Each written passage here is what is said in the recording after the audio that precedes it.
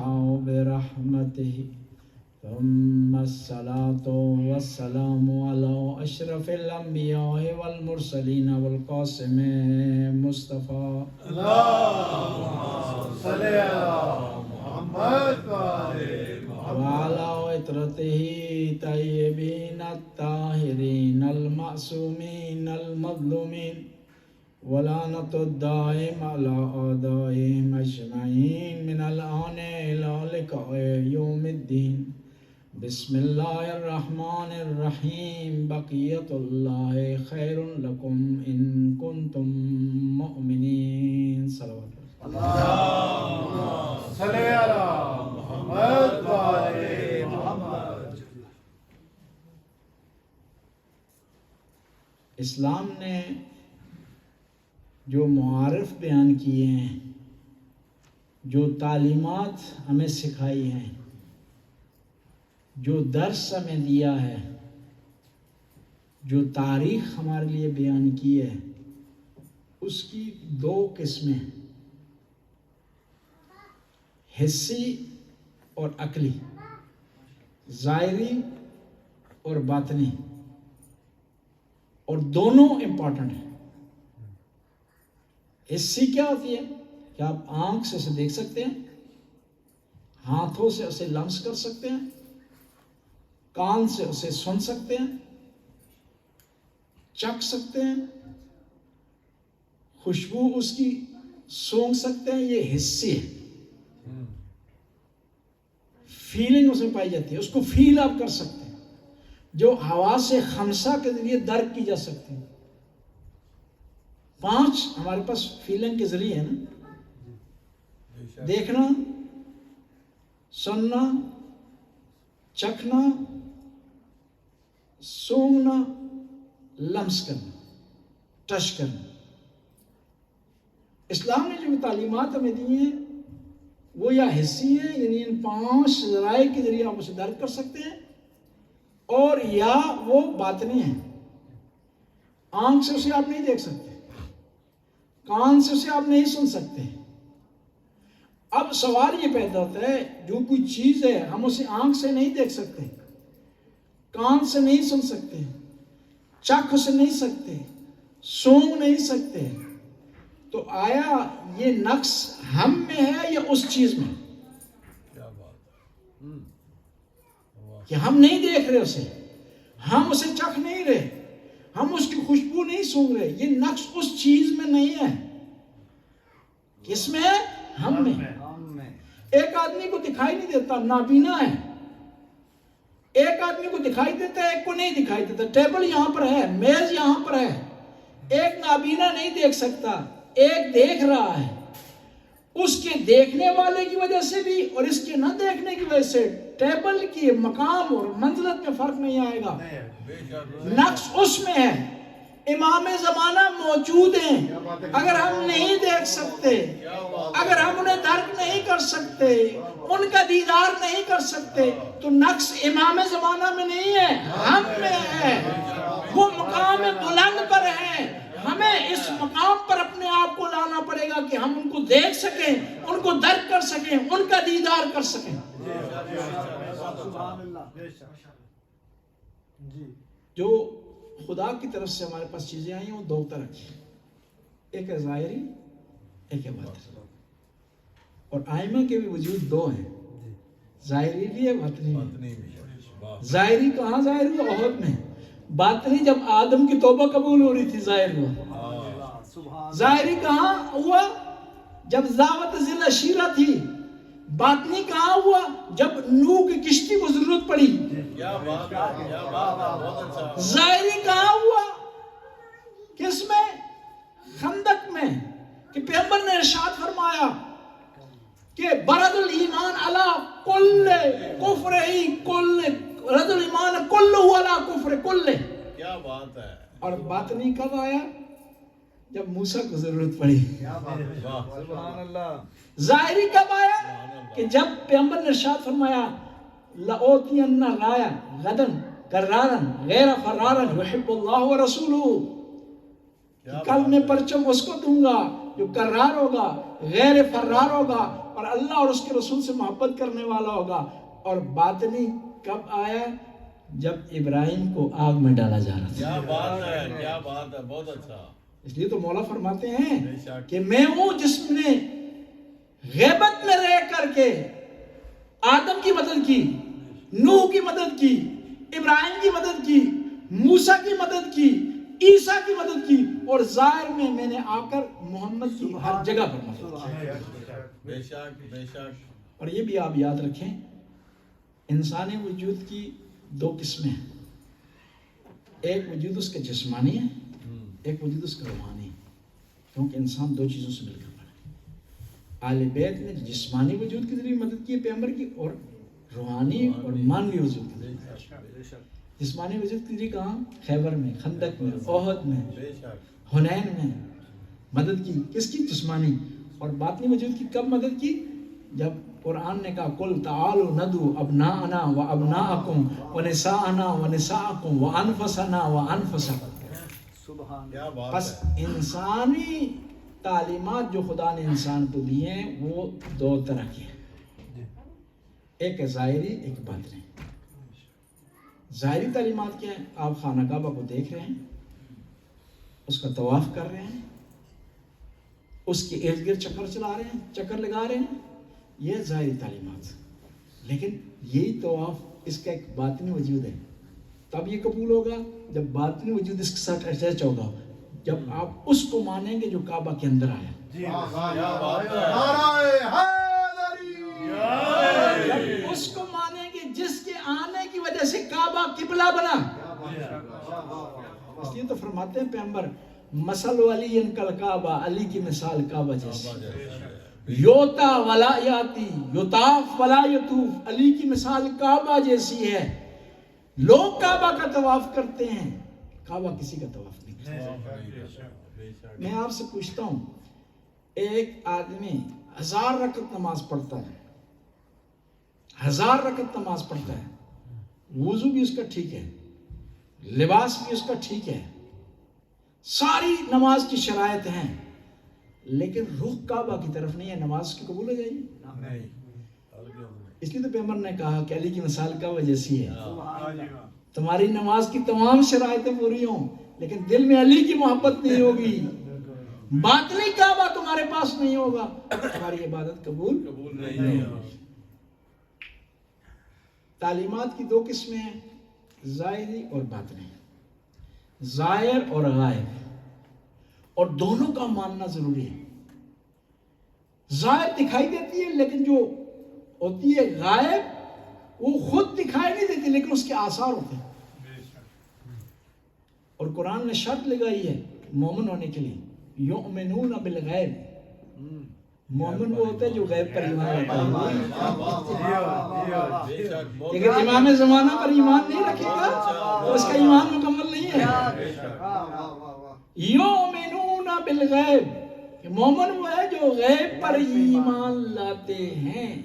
غیب پر ایمان لائیں گے تو تب آپ کی عبادت قبول ہوگی، تب آپ کا حج قبول ہوگا، تب آپ کا روزہ قبول ہوگا، تب آپ کی ریاضت قبول ہوگی. یؤمنون بالغیب، مومن وہ ہیں جو غیب پر ایمان. میں آپ سے پوچھتا ہوں جی کہ کسی نے اللہ کو دیکھا ہے جی؟ نہیں دیکھا نا، کسی نے نہیں دیکھا. اور دیکھ لیجیے موسیٰ جیسا نہیں دیکھ سکا، آپ کہاں دیکھیں گے؟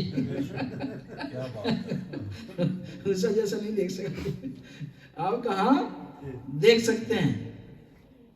لیکن اللہ کو آپ نے دیکھا نہیں ہے، ڈرک نہیں کیا، لیکن ایمان لانا ضروری ہے اس پر. کیوں دیکھا نہیں ہے؟ کہا اس کو تو نہیں دیکھا لیکن اس کے آثار کو دیکھا ہے.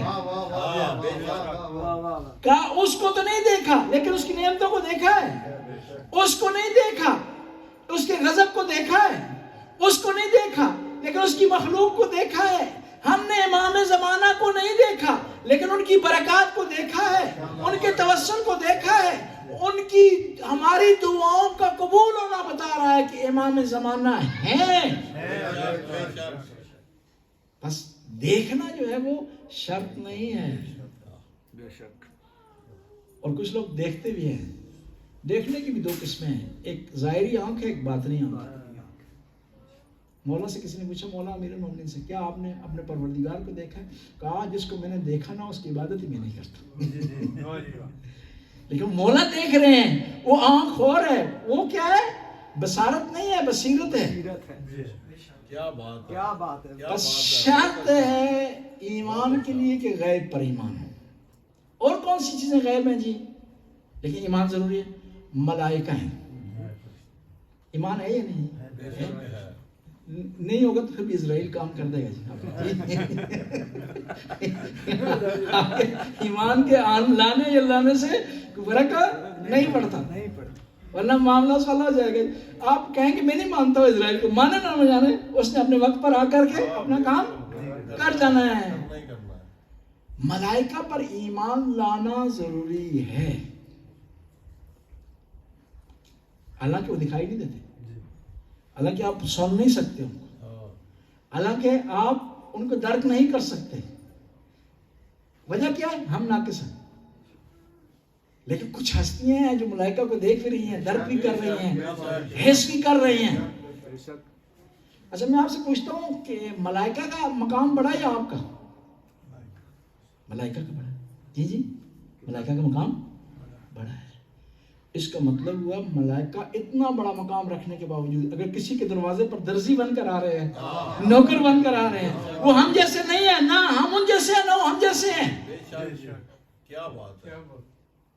ایک اور دلیل ہے ملائکہ کا مقام بہت بڑا ہے. ہم اگر ایک دوسرے پر ایمان نہ لائے نا تو ہمارے ایمان میں فرق نہیں آتا. صحیح, میں آپ پر ایمان نہ لاؤں, آپ میرے مجھ پر ایمان نہ لائیں, لیکن اگر ملائکہ پر ایمان نہیں لائیں گے تو ایمان کم ہو جائے گا جی. اس کا مطلب ہے ملائکہ کی وجہ سے ہمارا ایمان قبول ہوتا ہے, لیکن اہل بیت وہ ہیں جن کی وجہ سے ملائکہ کی عبادت قبول ہوتی ہے. بس فرق ہے ہم میں اور اہل بیت میں. جب ہم میں اور اہل بیت میں فرق ہے تو ہمارے علم میں اور اہل بیت کے علم میں فرق ہے. ہماری شخصیت میں وہ اہل بیت کی شخصیت میں فرق ہے. ہماری عبادت میں اور اہل بیت کی عبادت میں فرق ہے. جب مختلف ہیں تو فرق ہے ٹوٹلی. جب ہم دونوں میں فرق ہے تو ہمارے علم میں کس طرح فرق ہوگا؟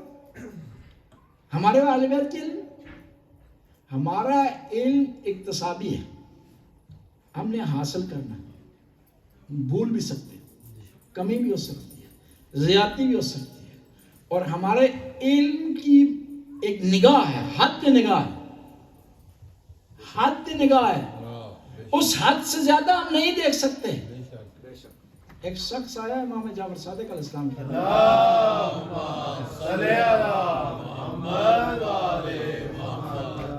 آ کر کہنے لگا کہ مولا ہم نے سنا ہے کہ خدا نے ابراہیم کا امتحان لیا. ابراہیم نے کہا کہ خدایا تو مجھے بتا کیف تحیی الموتى, تو مردوں کو کس طرح زندہ کرتا. کیا بات ہے. خدا سے کس نے کہا؟ ابراہیم. خدا نے کہا ابراہیم تجھے یقین نہیں ہے کہ میں زندہ کر سکتا ہوں؟ کہا مجھے یقین ہے لیکن اطمینان حاصل کرنا چاہیے. کیا بات ہے. یہ ابراہیم کا قول ہے. ابراہیم بھی عام نبی نہیں ہے جی, اولے لازم ہے, خلیل اللہ ہے, ذبی اللہ کے باپ ہیں, خانہ کعبہ کے تعمیر کرنے والے ہیں, قربانی انہی کے نام سے, حج انہی کے نام سے. لیکن کیا ہے, اطمینان کی منزل پر نہیں ہے. چاہتے ہیں کہ پردے اٹھیں تاکہ اطمینان حاصل ہو, لیکن اس کے مقابلے میں ہمارے مولا کیا ارشاد فرماتے ہیں, لو کشفت لی الغطاء مزددت یقینا, اگر ساری دنیا کے پردے ہٹا دیے جائیں علی کے یقین میں ذرا برابر اضافہ نہیں ہو. کیا بات ہے. اولے لازم نبی. اس لیے تو ہم کہتے ہیں نا کہ مولا علی تمام انبیاء سے افضل ہیں جی. ہم دلیل رکھتے ہیں, ویسے نہیں کہتے. شیعہ کا چھوٹے سے چھوٹا عقیدہ, چھوٹا سے چھوٹا حکم, اس پر بڑی سے بڑی دلیل پائی جاتی ہے. تمام انبیاء سے رسول پاک کے رسول پاک کے یہ اچھا تصحیح فرمایا. ایک چھوٹے سے ہمارے عقیدے کے لیے ہمارے پاس بڑی سے بڑی دلیل پائی جاتی ہے. الحمدللہ. بس میں عرض کر رہا تھا کہ امام جعفر صادق کے پاس ایک شخص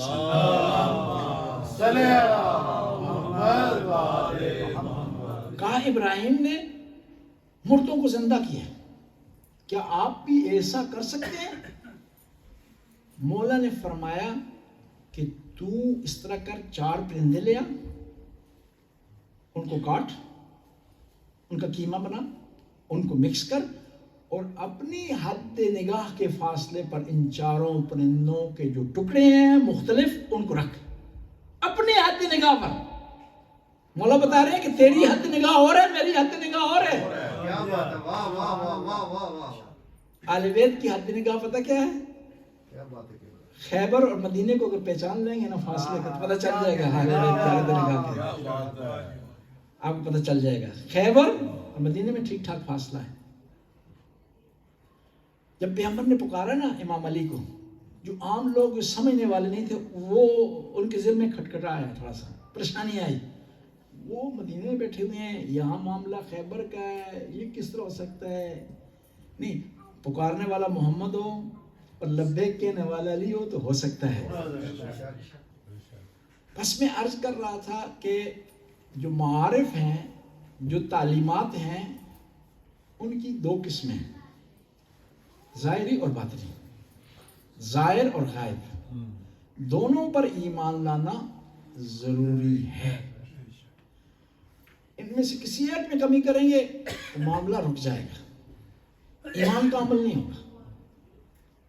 ایک اور مثال کے ذریعے عرض کرتا ہوں. آپ میں سے کسی نے جن کو دیکھا ہے؟ نہیں دیکھا. نہیں دیکھا نا. کوئی ہے جو کھڑا ہاتھ کھڑا کر کے میں نے جن کو دیکھا؟ نہیں کہہ سکتے. لیکن ایمان لانا ضروری ہے نا. بالکل ضروری ہے. ایمان لانا ضروری ہے. کیوں؟ قرآن نے کہا، سچے نبی نے کہا، صادق نبی نے کہا. بس جس چیز کا حکم دے دے صادق نبی، صادق امام، اس پر ایمان لانا ضروری ہے. اور اس کے لیے ہم یہ دلیل نہیں بنا سکتے کہ ہم دیکھ نہیں رہے، یا ہم نے دیکھا نہیں، یا کسی نے دیکھا نہیں، یا کسی نے سنا نہیں. یہ دلیل اس کے لیے نہیں بنا سکتے. بس جن پر ایمان لانا ضروری ہے، اس کے باوجود کہ جن کیا ہے؟ وہ غائب ہے، دکھائی نہیں دیتا. اور یہ بات کو لوگ کہتے ہیں فلاں آدمی کی کنٹرول میں جن ہے. یہ فراڈ ہے. یہ کنٹرول میں جن ہے اور پیسے لوگوں سے مانگ رہا ہے. جی کنٹرول میں جن ہے تو کہتا ہے جی میرے استانے کے لیے پیسے دے دو. جی کنٹرول میں موکل ہے. اور پھر بعض کا تو وہاں لوگ یوٹیوب پہ دیکھتے ہیں ایسی کرتے ہیں، ہم سے ایسی ڈیمانڈ کرنا شروع کر دیتے ہیں کہ مولوی صاحب میں ڈرائیور میں امتحان جانا ہے، تو کل میرے سے کوئی دعا کرنی ہے. کوئی میں نے کہا دعا نہیں چلے گی، محنت کرنی ہے. میرے بچے نے کل امتحان دینا ہے، مولانا صاحب اس کے لیے کوئی آپ تعویذ داغا کریں. نہیں، دعا آخری مرحلے میں پوری کوشش آپ نے کرنی ہے، پھر اس کے بعد دعا ہونی بھی ضروری ہے. لیکن ہاتھ پہ ہاتھ دھریں اور کہیں دعا تو یہ معاملہ نہیں چلے گا. ایک آدمی روزانہ مجھے فون کرتا ہے، مجھے کام نہیں مل رہا مولوی صاحب، مجھ پہ جادو ہو گیا. میں نے کہا کوئی جادو نہیں ہوا، بستر سے نکلو گے تو کام ملے گا. کوئی ہنر سیکھو گے تو کام ملے گا. کوئی کوشش کرو گے تو کام ملے گا. نیند حرام کرو گے تو کام ملے گا. جی تھوڑا اپنے آپ کو تکلیف دو گے تو کام ملے گا. اب کام خود نہیں کرنا ہے، اس نے تکلیف خود اس نے اٹھانی نہیں، اپنے آپ کو رسک میں خود اس نے نہیں ڈالنا، اور پھر کہنا کہ مجھ پر جو ہے وہ جادو ہو گیا ہے. میں عرض کر رہا تھا جن کا وجود ہے اس پر ایمان لانا ضروری ہے، بے شک. لیکن ہم اسے دیکھ نہیں سکتے. ایمان کیوں لانا ضروری ہے؟ قرآن نے کہا. ایمان کیوں لانا ضروری ہے؟ پیغمبر نے کہا. ایمان لانا کیوں ضروری ہے؟ کیونکہ اسلامی تعلیمات میں سے ہے. جب ہم خدا کو مان رہے ہیں غائب ہونے کے باوجود، جن کو مان رہے ہیں غائب ہونے کے باوجود، ملائکہ کو مان رہے ہیں غائب ہونے کے باوجود، تو کیا ہم اس ہستی کو نہیں مان سکتے جس کے بارے میں تمام انبیاء نے گواہی دی ہے، جس کے بارے میں قرآن نے کہا، جس کے بارے میں مولا علی نے کہا، امام صادق نے کہا، امام موسیٰ کاظم نے کہا، امام علی رضا نے کہا، سبحان اللہ. اتنی عظیم ہستیوں نے کہا. دیکھیں نا، ہمیں یہاں بیٹھے ہوئے ہیں آپ سارے لوگ، ایک آدمی باہر سے بچہ سا آتا کر کہتا ہے کہ باہر بڑا خطرہ ہے، نارمل حالات میں تو آپ سارے پریشان ہو جائیں گے نا. بچہ ہے پھر بھی پریشان ہو جائیں گے، کیونکہ احتیاط اس بات کا تقاضا کرتی ہے کہ اس کی بات کو سیریس لیا جائے. ٹھیک ہے، سیریس لیں گے تو نقصان کوئی نہیں ہے، اگر سیریس نہیں لیں گے ممکن ہے نقصان ہو. جب ایک چھوٹے کے بچے کی بات کو ہم سیریس لے رہے ہیں تو قرآن نے جب آ کر کہہ دیا ہے کہ بقیت اللہ خیر لکم، کہ اللہ کی باقی خیرات تمہارے لیے کیا ہے، بہتر ہے اگر تم ہو. اور پھر قرآن نے کہہ دیا کہ کچھ نیک بندوں کو ہم وارث بنائیں گے زمین کا، بے شک، اور ان کے آنے سے عدل و انصاف قائم ہوگا، ان کے آنے سے انسانیت کہلائے گی، ان کے آنے سے عدل قائم ہوگا، ان کے آنے سے بھائی چارہ قائم ہوگا، ان کے آنے سے صلح قائم ہوگی. بے شک. تو کیا ہمیں نہیں ماننا چاہیے؟ ہمیں ماننا چاہیے. اب یہ دیکھنا ہے کہ امام زمانہ جب تشریف لائیں گے تو حالات کیا ہوں گے، اس سے پہلے حالات کیا ہوں گے، اس کے بعد حالات. اور امام زمانہ ایک لمبی بحث ہے، آپ نے بار بار بھی سنی ہے کہ امام زمانہ کے آنے کی کچھ نشانیاں. امام زمانہ کے القاب میں سے ایک لقب ہے مہدی. ہم اردو میں مہدی کہتے ہیں، عربی فارسی میں مہدی کہا جاتا ہے. دو لفظ ہے عربی میں، ایک ہادی ہے، ایک مہدی. ہادی اسے کہتے ہیں جو ہدایت یافتہ ہو، مہدی اسے کہتے ہیں جو خود بھی ہدایت یافتہ ہے، دوسروں کو بھی ہدایت دینے کی صلاحیت رکھتا ہے. یعنی ہم کس کا انتظار کر رہے ہیں؟ ایسی ہستی کا جس نے ہدایت جاری کرنی ہے. یعنی اس کے لیے ضروری ہے اپنے آپ کو ہدایت کے لیے تیار کریں. آپ پاک و پاکیزہ کھانا اگر لینا چاہتے ہیں کہیں سے تو ضروری ہے کہ آپ کا برتن جس میں کھانا آپ نے وصول کرنا وہ بھی پاک ہونا چاہیے. آپ جب امام زمانہ کا انتظار کر رہے ہیں، ہدایت کا انتظار کر رہے ہیں، تو اپنے آپ کو کسی حد تک ہدایت کے لیے آمادہ کریں. دیکھیں نا، آپ کے ذہن میں ہو کہ ایک بہت نیک آدمی آپ کے گھر آنے والا ہے، بہت اچھا آدمی آپ کے گھر آنے والا ہے، پاک سیرت آدمی، تو آپ اس کے لیے خد و خال بناتے ہیں کہ ہم اس کا اس طرح استقبال کریں گے، اس کے آنے کے لیے یہ سسٹم لگائیں گے، اس کے آنے کے لیے گھر میں یہ انتظام کریں گے، اس کے آنے کے لیے اپنے لباس ہمارا اس قسم کو تیار کرتے ہیں نا جی. امپورٹنٹ آدمی آ رہا ہے، موقع ضائع نہیں کرنا چاہتے، کہیں وہ ناراض نہ ہو جائے، کہیں وہ واپس نہ چلا جائے. میں آپ سے پوچھتا ہوں، کیا ہمارے صرف موبائل اس قابل ہیں کہ امام زمانہ کہیں کہ ہمیں دکھاؤ، انہیں ہم دکھا سکیں؟ کیا بات ہے. اس میں جو ہے کس قسم کی جو ہے وہ لگی ہوئی ہے، موسیقی لگی ہوئی ہے، ٹیون لگی ہوئی ہے، تصاویر کون سی ہیں اس میں کون سا مواد آپ نے اکٹھا کیا، اس کو کس مواد کو دیکھنے کے لیے آپ استعمال کرتے ہیں، آیا وہ شریعت کے موافق ہے یا نہیں؟ اپنے آپ کو اگر امام زمانہ کا پیروکار کہہ رہے ہیں، منتظر اپنے آپ کو کہہ رہے ہیں، تو ہمیں جو ہے تیار ہونا چاہیے. کچھ چیزیں خدا نے ان کا علم اپنے پاس رکھ لیا اور اس میں بھی حکمت ہے. ان میں سے ایک ہے موت، پتہ نہیں کس ٹائم پہ آئی.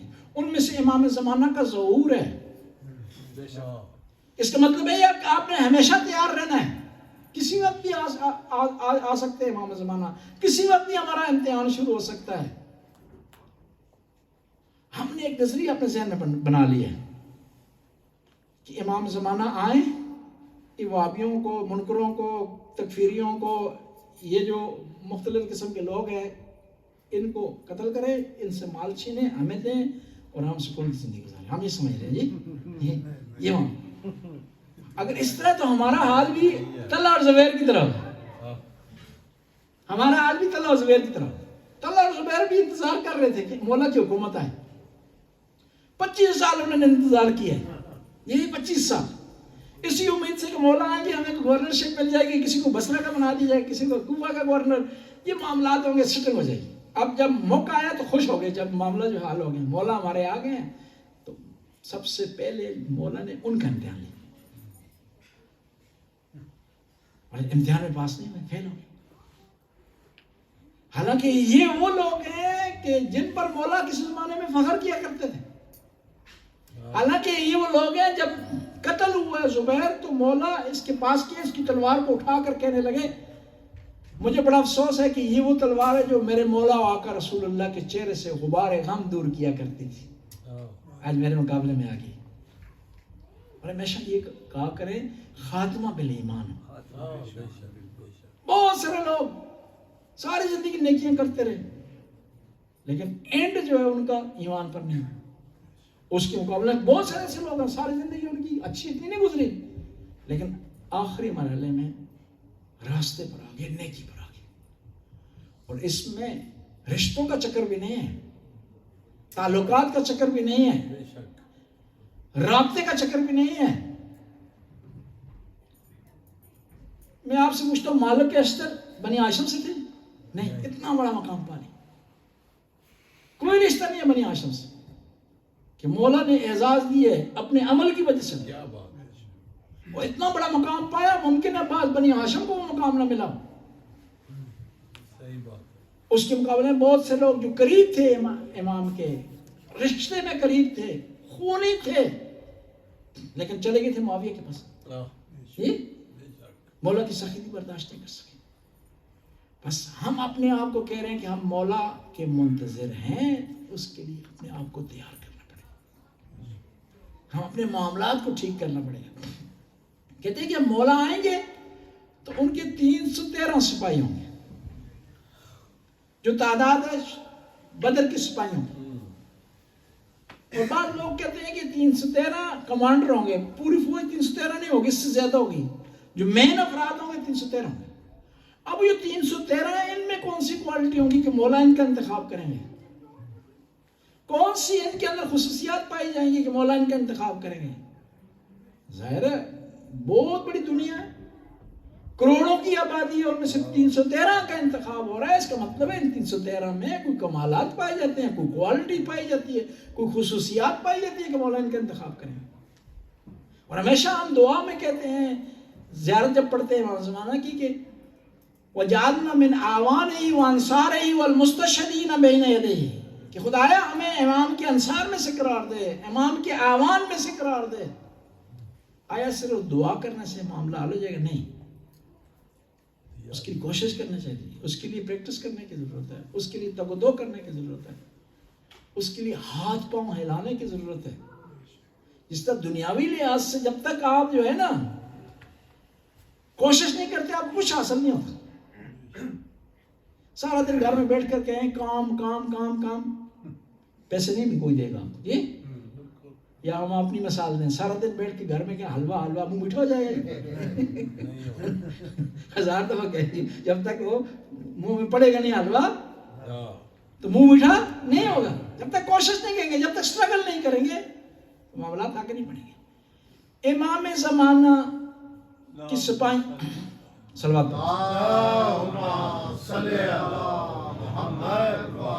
سب سے پہلی کوالٹی ان کی یہ ہے کہ وہ نڈر ہے، بہادر ہے. اور بہادری ہمیشہ باڈی کی بنیاد پر نہیں ہوتی، اور خود گناہ سے بچنے کے لیے بہادری کی ضرورت ہے. گناہ آپ کے سامنے ہے، تیار ہے، اپنے آپ کو روک لیتے ہیں، یہ سب سے بڑی بہادری ہے. ہمارے ایک استاد تھے، وہ کہا کرتے تھے سب سے بڑی بہادری ہے کہ یہ آنکھ کا چھوٹا سا شٹر ہے نا، جو نامحرم کو دیکھتے ہیں، ایک عورت جس نے مناسب لباس نہیں اس کو دیکھتے ہیں، اس کو گرا دیتے ہیں. یہ سب سے بڑی بہادری ہے. اس کے لیے طاقت چاہیے، اس کے لیے ویل پاور چاہیے، اس کے لیے آپ کو بہادری چاہیے. یا منہ اس سے پھیر لیتے ہیں. بہادر ہوں گے تو منہ پھیر لیں گے، اگر بزدل ہوں گے ٹک ٹکی باندھ لیں گے. وہ کہا جاتا ہے نا کہ پہلی نگاہ جائز ہے، دوسری ناجائز. تو ایک آدمی کہا کرتا تھا میں پہلی اتنی ٹکا کر رکھتا دوسری ہونے نہیں دیتا. جی نہیں، جائز نہیں ہو سکتا. پیغمبر گرامی گزر رہے تھے، ایک دفعہ دیکھا کہ کچھ جوان پتھر اٹھا رہے مقابلہ کر رہے تھے، کیا کہتے ہیں ویٹ لفٹنگ، جی اس کا مقابلہ کر رہے. تو پیغمبر نے پوچھا کس لیے کر رہے ہو؟ کہا چیک کرنا چاہتے ہیں کون بہادر ہے. پیغمبر نے فرمایا سب سے زیادہ بہادر وہ آدمی ہے جو اپنے آپ کو گناہ سے بچائے. گناہ سے منہ پھیر لے, سستی سے منہ پھیر لے. شیطان اسے عبادت سے روک رہا ہے, وہ شیطان کے بہکاوے میں نہ آئے, اپنے آپ کو شیطان پر مسلط کرے, شیطان کو اپنے اوپر مسلط نہ ہونے دے. وہ بہادر ہے. ورنہ جان کی بہادری, مسل کا سٹرانگ ہونا, وزن کا زیادہ ہونا, قد کا جو ہے وہ غیر مناسب ہونا, یہ کوئی بہادری نہیں ہے. بہادری یہ ہے کہ نیند سخت آپ کو آئی ہوئی ہے, صبح کی نماز کا وقت ہو گیا ہے, الارم بول رہا ہے تو وہاں اٹھ جاتے ہیں وہاں پر, یہ بہادری. شیطان کے غلبے میں آ جاتے ہیں, بہادر نہیں آپ. امام زمانہ کے جو سپاہی ہوں گے ان کی خصوصیات یہ ہوگی کہ وہ بہادر ہوں گے, کسی سے ڈرنے والے نہیں ہوں گے. اور یہ یاد رکھیں نا, اگر آپ کا کام خدا کے لیے ہے نا تو کسی سے ڈرنے کی ضرورت نہیں, کسی کی باتوں میں آنے کی ضرورت نہیں. آپ کا کام خدا کے لیے, وہ خدا آپ کی مدد کرے. بس نیکی میں بہادری دکھانا, واجبات کو بجا لانے میں بہادری دکھانا, محرمات حرام سے بچنے میں بہادری دکھانا, یہ کیا ہے؟ یہ کمال ہے. آپ کا جی چاہتا ہے کہ سارے آپ کے دوست ایک خاص قسم کے ریسٹورنٹ پہ کھانا کھا رہے ہیں, بڑا اس کا نام ہے جی, لیکن آپ کے ذہن میں فوراً فلسطین کے بچے آ جاتے ہیں. پیسے بھی آپ کے پاس ہیں, دوست بھی آپ کے چلے گئے ہیں, 9 دوست آپ کے انٹر ہو گئے ہیں ریسٹورنٹ میں, آپ وہاں کھڑے ہو گئے, وہاں سے واپس آ جاتے ہیں, یہ آپ کی بہادری. لیکن وہاں ہار جاتے ہیں اگر کہتے نہیں دوست بھی کھا رہے ہیں, چلو ہمارے ایک آدمی سے کھانے سے کیا مسئلہ, جو ہے وہ کون سا جو ہے یہ اسرائیل جیت جائے گا یا ہار جائے گا جی. تو یہ کیا ہے؟ بزدلی ہے. اور یہ بھی یاد رکھیں, ہم جو ہماری ڈیوٹی ہے نا وہ کام کو بجا لانا ہے, نتیجے کا ہونا یا نہ ہونا ہمارے ذمہ نہیں ہے. ہمارا کام ہے اپنی ڈیوٹی بجا لائیں. ہماری مثال اس پرندے جیسی ہے جو حضرت ابراہیم کی آگ بجھانے کے لیے قطرہ پانی کا لے جا رہا تھا, ایک قطرہ پانی کا لے جا رہا تھا. کسی نے کہا کہ بھائی یہ اتنی بڑی آگ ہے, اتنا بڑا شعلہ ہے, آپ کے اس قطرے سے وہاں کوئی فرق پڑنے والا نہیں. کہا مجھے پتا ہے, لیکن میں نام لکھوانا چاہتا ہوں آگ بجھانے والا میں, تاکہ میرا نام آگ بجھانے والوں میں لکھا جائے. وہاں پر آگ لگانے والوں میرا نام نہ ہو, یا غافل افراد میں میرا نام نہ ہو. ہمیشہ یہ ذہن میں رکھیں, نہ رکھیں کہ ہم میجورٹی میں ہیں یا منارٹی میں. میجورٹی یا منارٹی ہونے کی وجہ سے ہمارے لیے حکم مختلف نہیں ہو جاتا. حکم میجورٹی اور منارٹی کی بنیاد پر نہیں ہے کہ اب دنیا میں اکثریت مولا علی کو نہیں مان رہی بس ہم بھی نہ مانے. نہیں, خدا نے حکم دیا, ہم نے ماننا ہے, چاہے کوئی بھی ماننے والا نہ ہو, اکیلے ہوں.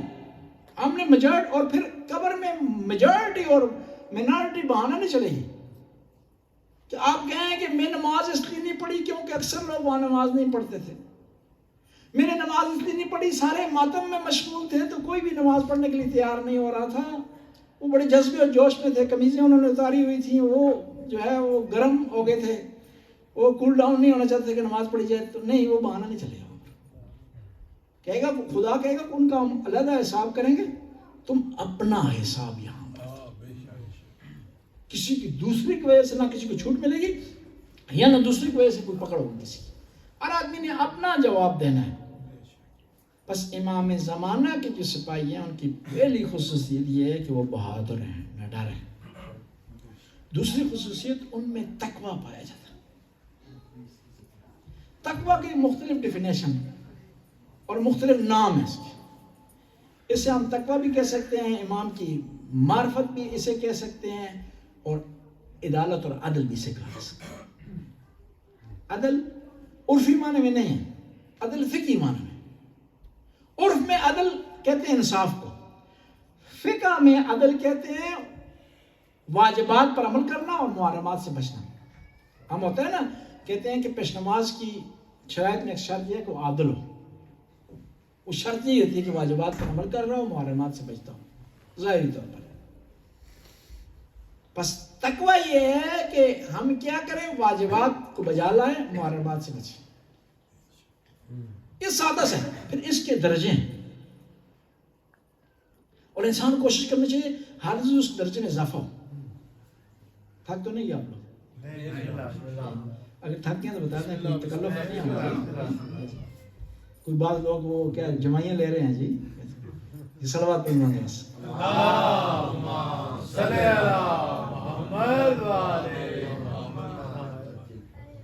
ہم فری آپس میں نا، کوئی ایسا جب کہیں تھک جائیں تو بتا دیجیے کہ کوئی ٹینشن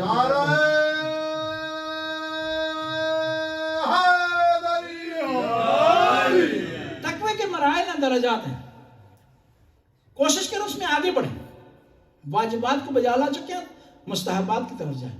محرمات سے بچ رہے ہیں، اس کے بعد کوشش کریں مکروہات سے بچیں. عام نماز پڑھ رہے ہیں، نوافل پڑھیں. نوافل پڑھ رہے ہیں، نماز تہجد کا اہتمام کریں. تہجد کے اہتمام کے کیا ہے، والدین کی نمازیں پڑھیں. مومنین کے لیے دعا کرنے کے لیے نماز پڑھیں. درجات آپ کے بلند ہونے چاہیے، کیونکہ وہ کہتے ہیں مومن ہی جس کا آج گزشتہ کل سے بہتر ہو. دیکھیں نا، ہم سورہ فاتحہ پڑھتے ہیں نماز میں، وہاں پڑھتے ہیں اہدنا الصراط المستقیم. وہ اس دن وہ عمران خان پڑھتا تھا نا، ایاک نعبد و ایاک نستعین. نیچے کسی نے لکھا ہوا تھا کہ یہ 2-3 سال سے پڑھ رہا تھا تو آگے نہیں چل رہا تھا، تو آگے جنرل نے سے کہا اہدنا الصراط المستقیم. اسے جیل کا راستہ دکھا دیا، کہا اہدنا الصراط المستقیم. ہم پڑھتے ہیں اہدنا الصراط المستقیم، اس کا معنی ہے خدایا سیدھا راستہ دکھا دے. ایک آدمی سوال کرے گا ہم سے کہ بھائی تم جو نماز پڑھ رہے ہو تو اس کا مطلب ہے سیدھے راستے پہ، پھر کون سا سیدھا راستہ تم مانگ رہے ہو خدا سے؟ یہ تو تحصیل اصل ہے. وہ اسی طرح ہے کہ آدمی کے پاس پاکستانی پاسپورٹ ہو، پاکستانی ایمبیسی میں چلا جائے کہ مجھے پاکستان جانے کے لیے اس پر پاکستانی ویزا لگا کر. پاکستانی ایمبیسی کہے گی کہ مینٹل ہو گیا. یہ سوال کرنے والے سوال کر سکتے ہیں کہ اے بندہ خدا تو نماز میں کھڑا ہے، سیدھے راستے پر ہے نا، پھر کون سا مانگ رہا ہے؟ جواب آئے گا کہ یہ جو سیدھا راستہ ہے اس کے درجات ہیں. خدا یہاں تک میں آ گیا ہوں سیدھے راستے پر، مجھے اگلی منزل عطا کر، مجھے سابق قدم اس پر رکھ. میں آپ سے ایک سوال کرتا ہوں، پیغمبر نے بھی یہ دعا پڑھی ہے نا نماز میں، اہدنا الصراط المستقیم، خدایا مجھے سیدھا راستہ دکھا دے. مولا علی نے بھی پڑھی ہے، امام زمانہ بھی پڑھیں گے، ہم بھی پڑھ رہے ہیں. ہمارے اور نبی کے اہدنا الصراط المستقیم کہنے میں فرق ہے. ہمارے تو دور کی بات ہے، مولا علی اور پیغمبر کے کہنے میں فرق ہے. پیغمبر کے اور موسیٰ کے کہنے میں فرق ہے، کیونکہ اہدنا الصراط المستقیم اس کے درجات ہیں.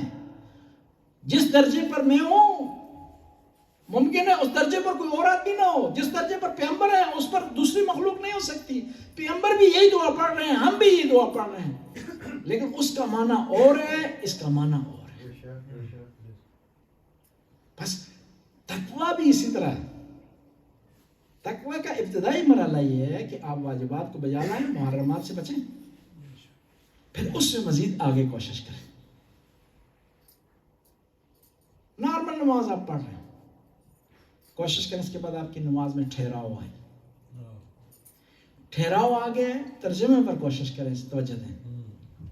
پھر نماز کے ایک ایک لفظ کو ذہن نشین کریں اور نماز سے فارغ ہونے کے بعد اس پر عمل کرنے کی کوشش کریں. ان الصلاۃ تنہی عن الفحشاء والمنکر، کہ نماز برائی سے روکتی ہے. نماز تو پڑھ لی لیکن نماز کے بعد ہماری بات بات میں گالی، بات بات میں بد اخلاقی ہے، بات بات میں تندخوئی ہے. وہاں خدا سے دعا کی ہے کہ خدایا ہمیں سیدھا راستہ دکھا دے. تو سیدھا راستہ خدا تب دکھائے گا کہ ہم کوشش کریں گے. درخواست سیدھے راستے کی ہے لیکن زبان پر گالی کے سوا کچھ نہیں ہے، تو یہ درخواست جو ہے معنی نہیں رکھتی. درخواست وہ دیتے ہیں نا جس کے اندر تڑپ ہوتی ہے, جس کے پاس آمادگی ہوتی ہے, جو تیار ہوتا ہے, جس چیز کی درخواست کر رہا ہے اس کے لیے تیار ہے. دیکھیں نا, آپ گھر میں کوئی سہولت فراہم کرنے کی درخواست کرتے ہیں تو اس سے پہلے گھر کے اندر جو ضروری لوازمات ہیں اس کو تیار کرتے ہیں. مثلا بجلی کا کنیکشن آپ لینا چاہتے ہیں پاکستان میں تو پہلے گھر میں وائرنگ لگاتے ہیں یا اس کا بندوبست کرتے ہیں, تیاری کا اظہار کرتے ہیں, تو تب وہ آپ کو جو کنیکشن فائدہ دیتے ہیں. بس ہمیں جو ہے امام زمانہ کے ظہور کے لیے ہمیں تیار ہونا چاہیے. اور تیسری خصوصیت امام کے جو ساتھیوں کی ان میں یہ ہے کہ وہ بدنی لحاظ سے بھی پاورفل ہوں گے, کوشش کرنے والے ہوں گے, تگ و دو کرنے والے ہوں گے, خدا پر توکل کرتے ہوں گے لیکن ساتھ ساتھ اپنی طرف سے کوشش کریں گے. ایک شخص امیر المومنین کی خدمت میں حاضر ہوا کہ مولا مجھے بتائیں کہ توکل کیا ہے. ہم بعض اوقات نا بغیر کوئی مقدمہ فراہم کی ہو, بغیر کوشش کی ہو, کہتے ہیں توکل ہے خدا پر. وہ ایک آدمی کو میں نے کہا کہ تھوڑا سا کنٹرول رکھو, یہ زبان پر کنٹرول رکھو, گناہ نہ کرو, سخت پکڑ ہو جانی ہے, لوگوں کے حق نہ کہا. نہیں, خدا ارحم الراحمین ہے, یہ خدا بخشنے والا. جی میں نے کہا بخشنے والا تو ہے لیکن اس بخشش کو حاصل کرنے کے لیے کوئی طریقہ بھی تو ہے نا. جی یہ اسی طرح کسی سے کہا جائے کہ کام کرو پیسے کماؤ, کہتا نہیں بینکیں بھری ہوئی ہیں جی, مجھے کام کرنے کی ضرورت نہیں ہے. نہیں, بینکیں تمہارے لیے نہیں بھری ہوئی ہیں, بینکیں ان لوگوں کے لیے بھری ہیں جو کام کرتے ہیں, جو اسٹرگل کرتے ہیں, جو کوشش کرتے ہیں. خدا ارحم الراحمین ہے, اس کے خزانے میں رحمت بے پایان ہے, لیکن اس رحمت کو حاصل کرنے کے لیے کوشش کی ضرورت ہے. بس جو مولا کے انصار ہوں گے 313 یا اس کے علاوہ, ان میں خصوصیت ہوگی کوشش کرنے والے. کہتے ہیں کہ ان میں ہر آدمی کئی کام جانتا ہوگا. کیا کہتے ہیں 4 in 1 3 in 1 اس طرح کہتے ہیں نا جی, کہ ایک چیز 3-4 کام کرتی ہے, اسٹرگل کرتی ہے, کوشش کرتی ہے. جب کوشش اسٹرگل ہم کریں گے تو تب مولا کے جانثاران میں ہمارا شمار ہو سکتا ہے, مولا کے ماننے والوں میں ہمارا شمار ہو سکتا ہے. ورنہ تاریخ بڑی پڑی ہے لوگوں سے کہ وہ اپنے آپ کو مولا کا ماننے والا کہتے تھے, محبت کرنے والا کہتے تھے, لیکن جب امتحان کا وقت آیا ہے تو جو ہے وہ سائڈ پر ہو گئے, کامیاب نہیں ہو سکے. بس یہ صرف کہہ دینا کہ ہم مولا کا انتظار کر رہے ہیں, صرف یہ کہہ دینا کہ ہم مولا کے ماننے والے ہیں, یہ کہہ دینا کہ ہم مولا کے جانثار ہیں, کافی نہیں. اس کے لیے ہمیں اسٹرگل کی, کوشش کی ضرورت ہے. اللہم صلی علی محمد محمد. یا علیم یا غفور یا رحیم. خدا اس قلیل سے عبادت کو قبول و منظور فرما, ہمارے گناہوں سے درگزر فرما, نیک کام کرنے کی توفیق عطا فرما. یا اللہ عید کا دن ہے, بڑا دن ہے, اس دن کی عیدی ہمیں عطا فرما, گناہوں کی بخشش کے ذریعے عیدی عطا فرما, مشکلات کی دوری کے ذریعے عیدی عطا فرما. یا اللہ حاضرین کی توفیقات میں اضافہ فرما, رزق و وسعت عطا فرما, اولاد کو نیک اور صالح بنا, مرحومین کی مغفرت فرما, ان کے درجات کو بلند فرما. یا اللہ تو غفور رحیم, رحم کرنے والا ہے, کرم کرنا. اس مرکز کو قائم و دائم فرما. مومنین مومنات یا خدمت کر رہے ہیں ان کو توفیقات میں اضافہ فرما, ان کے رزق و وسعت عطا فرما, انہیں اس کام کا صلہ عطا فرما. یا اللہ تو غفور رحیم, رحم کرنے والا ہے, کرم کرنے والا ہے. اس مرکز سے وابستہ لوگ جو مومنین مومنات دنیا سے چل رہے ہیں ان کی مغفرت فرما, ان کی قبروں کو منور فرما, ان کی درجات کو بلند فرما. یا اللہ زمانے کے امام کے ظہور میں تاجیل فرما, ہمیں امام کے انصار میں سے. ربنا آتنا فی الدنیا حسنہ وفی الآخرۃ حسنہ وقنا عذاب النار. اللہم صلی اللہ متجزا.